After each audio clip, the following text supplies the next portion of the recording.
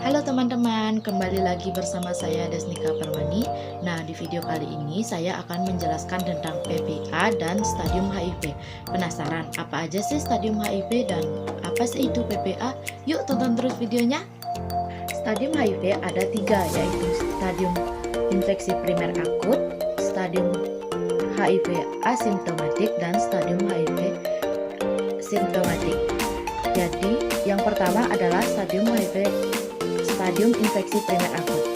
Tahap awal adalah serokonversi, yaitu tahapan di mana antibodi HIV sudah mulai berkembang dalam tubuh penderita untuk melawan virus HIV dan berada dalam sirkulasi darah tubuh. Pada awalnya, orang yang baru terinfeksi atau tertular penyakit HIV akan mengalami gejala flu antara 1-4 minggu setelah infeksi. Hampir 80% orang yang terinfeksi HIV akan mengalami gejala flu tersebut. Gejala awal yang biasanya muncul adalah demam, sakit tenggorokan, dan timbul ruang kemerahan pada tubuh. Gejala lain meliputi badan lemas, nyeri sendi, nyeri otot, dan pembengkakan kelenjar getah bening. Gejala tersebut dapat bertahan hingga 4 minggu yang menunjukkan adanya perlawanan sistem kekebalan tubuh terhadap virus HIV. Tahap yang kedua adalah stadium HIV asimptomatik. Setelah tahap serokonversi selesai, penderita biasanya akan merasa lebih baik karena memasuki tahap kedua. Pada tahap ini tidak ada lagi gejala yang muncul yang disebut sebagai HIV asimptomatik. Penderita tidak mengalami keluhan apapun hingga beberapa tahun. Tahapan ini dapat berlangsung hingga 10-15 tahun tergantung usia dan status kesehatan secara umum.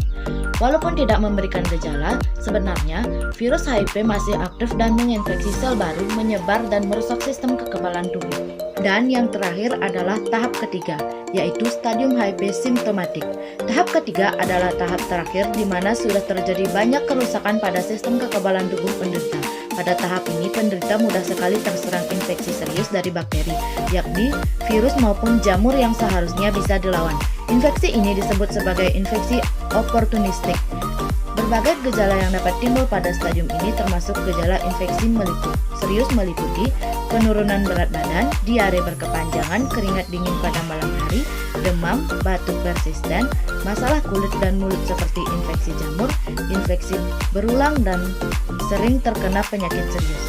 Nah, itu saja stadium-stadium HIV.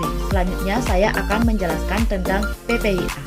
Pencegahan penularan dari ibu ke anak atau PPIA adalah kegiatan yang komprehensif dari pelayanan, pencegahan, terapi, dan perawatan untuk ibu hamil dan bayinya selama masa kehamilan, persalinan, dan sesudahnya. Mencegah terjadinya penularan HIV dari ibu hamil dengan HIV ke bayi yang dikandungnya merupakan inti dari PPIA. Intervensi yang dilakukan berupa pelayanan kesehatan ibu dan anak yang komprehensif, layanan testing dan konseling, pemberian obat antiretrovirus atau ARV, konseling tentang HIV dan makanan bayi, serta pemberian makanan bayi dan persalinan yang aman. Pada ibu hamil, HIV merupakan ancaman bagi keselamatan jiwa ibu dan bayi yang dikandungnya karena penularan terjadi dari ibu ke bayi. Lebih dari 90% penularan HIV pada anak didapat vertikal akibat transmisi dari ibu ke bayi. Mayoritas ditemukan pada anak di bawah 5 tahun. Risiko penularan HIV dari ibu ke bayi terjadi pada kehamilan 5-10%, persalinan 10-15%, dan pasca persalinan 5-20%. Menurut data Pusdatin 2017, prevalensi infeksi HIV, sifilis, dan hepatitis B pada ibu hamil berturut-turut 0,3%, 1,7%, dan 2,5%. Risiko penularan dari ibu ke anak untuk sifilis adalah 9-80%, untuk hepatitis B lebih dari 90%.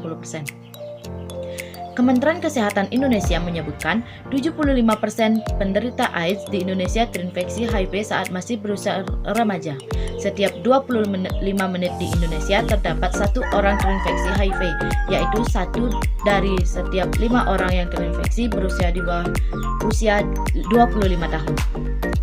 Hanya sekian pemaparan materi dari saya tentang PPIA dan stadium HIV. Semoga bermanfaat ya untuk teman-teman semua.